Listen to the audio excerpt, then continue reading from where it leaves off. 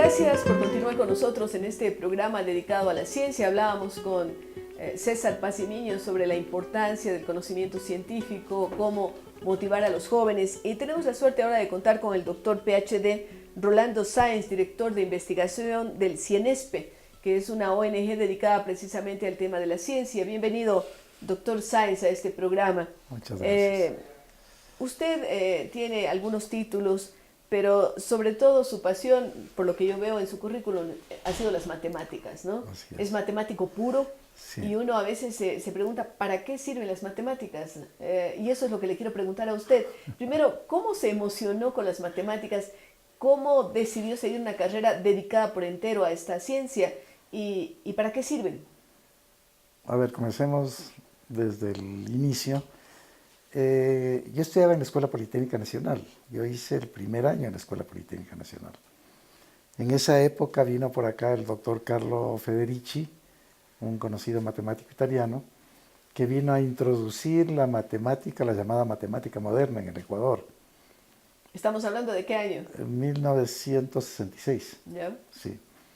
Y entonces, con otro compañero, Vicente Landazuri, conversemos con él y él nos dijo, bueno, en Colombia hay la carrera de matemáticas. Él era profesor de la Universidad Nacional de Colombia. ¿Y usted fue para allá? Y nos fuimos para allá, así ¿Ya? de simple. Aquí no existían las matemáticas. La carrera de matemáticas, es, de sí. matemáticas Era matemáticas puras. Como ingrediente de otras disciplinas. Así es, de las ingenierías, básicamente. Las ingenierías, ¿no? claro. Y nos fuimos, esa es un poco la historia. Pero ¿usted desde pequeño le gustaban las matemáticas? Yo diría que sí, por ¿Tuvo lo menos un desde el profesor de colegio. matemáticas en la escuela? Tuve un excelente profesor de matemáticas. Allí hay una razón interesante, que ¿no? es bien conocido, ¿no? El ingeniero Carlos Echeverría. Claro. Sí, ha fallecido. Y desde ahí... ¿Y él entusiasmó a usted por las matemáticas?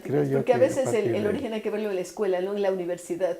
Yo diría que en este caso en el colegio, más que en la escuela, ¿ya? sí, en el colegio, así es. Ya. Bueno, sí. ¿y para qué sirven las matemáticas, doctor? Yo diría que para todo. Sí. No, esa es una respuesta muy vaga, porque yo le debo decir que estudié, me hice abogada porque no me gustaban las matemáticas. Yo diría que si en este momento desaparecieran las matemáticas, volveríamos a la edad de piedra, separa el mundo. Separa las computadoras, sí, separa todo. Separa todo. Pero sobre todo para el pensamiento lógico, diríamos, para formar pensamiento lógico. También para el pensamiento lógico, pero las matemáticas, aparte de eso, tienen su interés, tienen su aplicación, tienen su importancia. Las matemáticas se aplican absolutamente para todo, ¿no? Como usted mismo lo dice, cuando ve un programa de computación, detrás de ese programa hay un modelo matemático. Sí.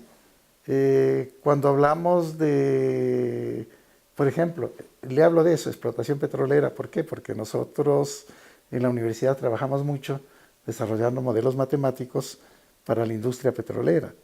¿Sí? Se dice que hasta para la política se necesitan modelos matemáticos, ¿no? Posiblemente. No sé si funcionen muy bien, bueno, pero sí. He oído del Centro de Modelamiento Matemático de Chile, al que recurre hasta la presidenta. Sí. Para establecer escenarios, ¿no? Entonces es un poco todo, ¿no? ¿Por qué? ¿Cuál es el asunto? El asunto es que cualquier fenómeno físico lo podemos modelar a través de las matemáticas.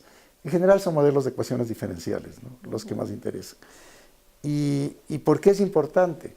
Porque si tuviéramos que desarrollar un laboratorio para analizar un fenómeno físico, eso cuesta demasiado, es carísimo. Si queremos simular algo mediante un laboratorio, eso resulta sumamente caro. En cambio, por eso se hacen modelos matemáticos. Que son previos a poner en práctica, diríamos así. Sí, que pueden ser, así es. Claro. Tal vez sería porque nunca nos hablaron de matemáticas aplicadas, que no le vimos la utilidad. Porque se hablaba de ecuaciones, de guarismos, de cosas, obligando a aprender de memoria sin poner el razonamiento de por medio. Es posible que haya habido un divorcio entre las matemáticas y la aplicación de las matemáticas, pero yo le quiero decir una cosa.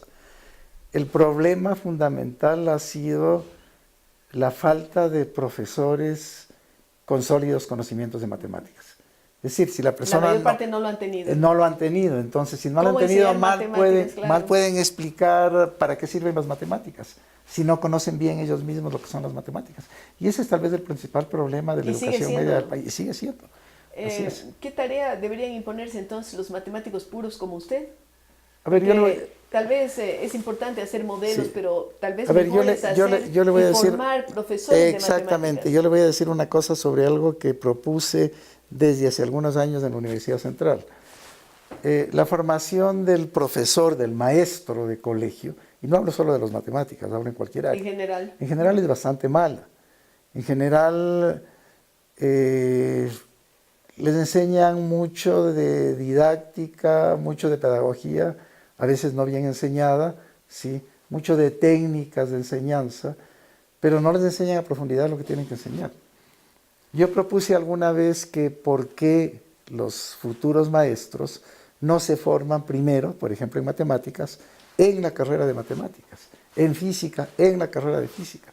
Lo mismo química, lo mismo biología. Y luego viene la didáctica, era la propuesta. Claro, eso para los maestros diríamos de colegio, sí. Pero los básicos, los que están enseñando a un grado, y el profesor enseña de todo, ¿no? Desde leer y escribir hasta otras cosas. ¿Sabe que en matemáticas no es tanto el problema ahí? Yo diría que en matemáticas, la educación primaria, la antigua educación primaria, yo diría que se llevaba aceptablemente bien. Claro, la antigua, pero no la actual. Pues. Puede ser, Ese es el problema, que en lugar de evolucionar, involucionamos, ¿no? Sí, pero era, yo diría que bastante aceptable. Comienza a deteriorarse más bien a nivel de educación media, de colegio. Sí. Yo le cuento una experiencia personal. Yo terminé el 6º grado aquí en el Ecuador y fui a hacer primer y segundo curso en Chile. Y los conocimientos que yo tenía de matemáticas eran superiores a los que tenían los chilenos en esa época. Chile siempre ha tenido una buena educación. Sí, es decir, un poco para que vea que no era mala la educación primaria. La pena es que aquí se pretende que cada gobierno inaugure el país y que borra y va de nuevo. Exactamente, ¿no? Ese es y allí un poco se ha perdido problema, mucho. Ahora, otro tema que me gustaría tratar con ustedes es el de la matemática pura. ¿Por qué hablamos de diferencia entre matemática pura y otro tipo de matemáticas? ¿Y qué utilidad para la comunidad tiene un matemático puro? A ver, me parece que ahí hay un poco de confusión. Tal vez no deberíamos hablar de una matemática pura, sino de una matemática teórica. Sí, sí. Dice doctor de tercer ciclo en matemáticas puras y aplicadas. Así es. Entonces yo me imagino que hay una diferencia. Es un poco un término general a nivel mundial, pero yo pienso un poco que deberíamos hablar de la matemática teórica y la matemática aplicada. Y cuando hablamos de matemática teórica hablamos un poco de todo, incluso las aplicaciones o la parte de aplicaciones entran o pueden entrar dentro de esta matemática teórica. Otra cosa es la orientación que se le dé, pero la profundidad, los conocimientos de matemáticas son tan elevados y tan importantes, tanto cuando hablamos, entre comillas, de la matemática pura que de la matemática aplicada. Esa es un poco la cosa. No creamos que aplicar matemáticas es simple, no, es bastante... Es complejo. Es complejo, es tan complejo como la llamada matemática pura o matemática teórica, si quieres llamarlo. Claro, porque estamos viendo también aquello de razonamiento lógico y estamos hablando de cómo vamos a utilizar esos conocimientos ya en la práctica, ¿no? Así es. Y cuando uno desarrolla, por ejemplo, un modelo matemático, que es un poco, podría decir yo, la base de la aplicación matemática, los conocimientos de matemática teórica son inmensos. Es decir, no hay diferencia prácticamente. Doctor Sáenz, si usted estuviera aquí delante de un grupo de niños de 5 o 6 años que no saben qué van a hacer de su vida, por supuesto, sus papás tampoco, y usted les quisiera enamorar para las matemáticas, ¿cómo los convence? Bueno, yo sí pienso Lástima, no tenemos aquí un pizarro para que usted se ponga a dibujar, que tal vez esa parte no es tan fácil, no es tan fácil para mí, pero yo tengo un poco... ¿Cómo enamora a esos chiquitos que están sentados delante de nosotros? El gusto, por ejemplo, de enseñar a mis nietas. Claro. Yo tengo a mis nietas de un poco de esas edades. ¿Ya? Y les enseño. ¿Qué les enseña usted? Cualquier cosa, la división, la multiplicación, incluso las tablas. Ya, pero ¿cómo les hace que se enamoren? Que no sientan que el abuelito está hablando de cosas aburridas. ¿Ah? Yo pienso un poquito, a ver, le voy a decir una cosa. Yo pienso un poquito que me hacen caso porque dicen, este abuelito sí sabe matemáticas. Este sí entiende. A menudo le dicen al papá, a mi hijo, no, llévanos donde el abuelito porque él sí nos enseña bien. Él sí sabe. Él sí sabe. Es un poco lo que diría yo, ¿no? Lo importante es conocer bien. Si uno conoce bien puede inventarse 1000 maneras de hacer que, yo a veces he dicho que a los niños les guste. Andamos muy interesados en el tema de la ética y alguna gente me dice, pero bueno, ¿cómo enseñamos ética? Digo, bueno, en matemáticas usted puede enseñar que si usted tiene 9 manzanas y Pepito se le roba 3, ¿cuánto le quedan? Claro. Usted está enseñando matemáticas, las resta, pero al mismo tiempo está enseñando un antivalor. Pero si usted tiene las 9 manzanas y regala 3 a Pepito, usted está enseñando también un valor, además de la resta, ¿no es cierto? Entonces yo diría que todos los conocimientos tienen que irse dando de la mano. Usted puede enseñar ética a través de las matemáticas, ¿no? Sí, y también. a lo mejor matemáticas a través de los conocimientos también, de la ética. Pero no hay que cometer el error un poco que se está cometiendo en los textos actuales. En todas partes, matemáticas, física, lo que sea, sí, siempre hablan de un poco la revolución ciudadana.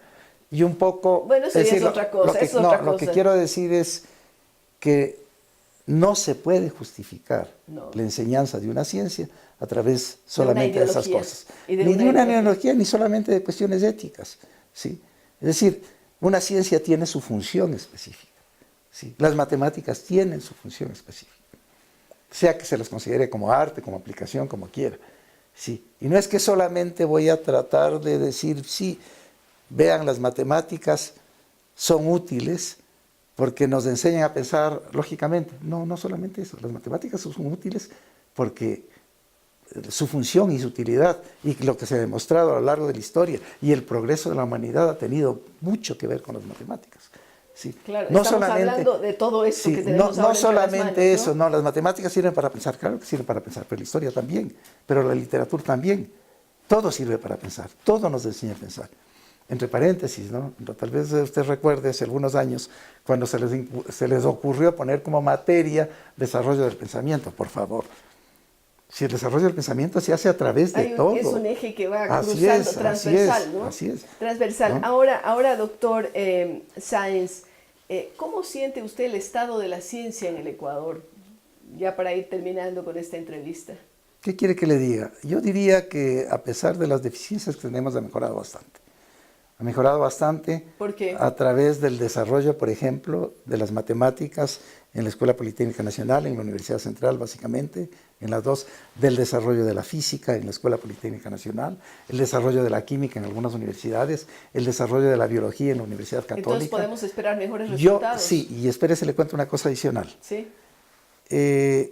Este momento, le voy a contar lo que yo conozco. En la Universidad Central tenemos un programa, un convenio con unas 15 universidades de afuera, mediante el cual están sacando doctorados, este momento 350 profesores de la Universidad Central. ¿No estamos hablando del proyecto Cenecito? No, no estamos hablando del proyecto. Exclusivamente de convenios de universidad a universidad. Es de convenios de universidad a universidad. Y tenemos 350 profesores de la Central sacando... Estudiando en otras partes. Estudiando en otras partes, sí, partes de acá, partes de afuera.